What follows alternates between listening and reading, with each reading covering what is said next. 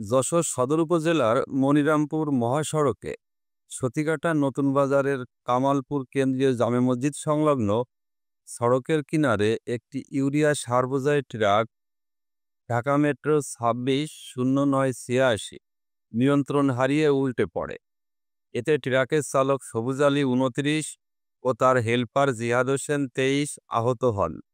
দুর্ঘটনাটি ঘটে 19 জানুয়ারি রবিবার সকাল 7:40 সময় সতীঘাটা নতুন বাজারস্থ মুক্তিযোদ্ধা মোস্তফা মিয়ার বাড়ির সামনে উক্ত ঘটনাটি ঘটে। সত্যের সন্ধানে দৈনিক যশোর।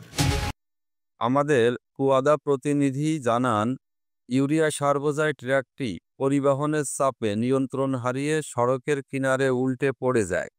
দুর্ঘটনার খবর পেয়ে স্থানীয় জনগণ দ্রুত এগিয়ে এসে চালক ও হেলপারকে উদ্ধার করে সতীঘাটা নতুন বাজারে প্রাথমিক চিকিৎসা দেয়।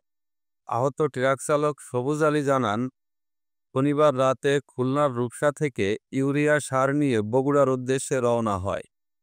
ইতিমধ্যে মনিরামপুর মহাসড়কের কামালপুর কেন্দ্রীয় জামে মসজিদের কাছে আসলে অপর দিক থেকে আসা একটি পরিবহন তাকে চাপ দিলে তার ট্রাকটি নিয়ন্ত্রণ হারিয়ে উল্টে যায়।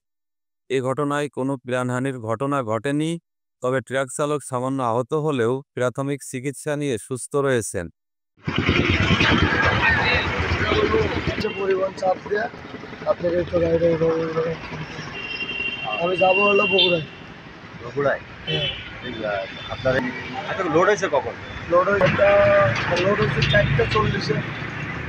রওনা দিয়েছেন কখন? তো আমি রওনা দিয়েছি আপনার 0 পয়েন্ট থেকে আপনার 6:40-40ও হবে না, তার আগে।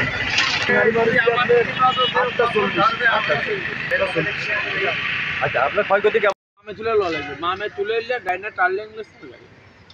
কয়টার দিকে? এই 8:40-এ। 8টার দিকে না? 7টার দিকে? 7:40-এ।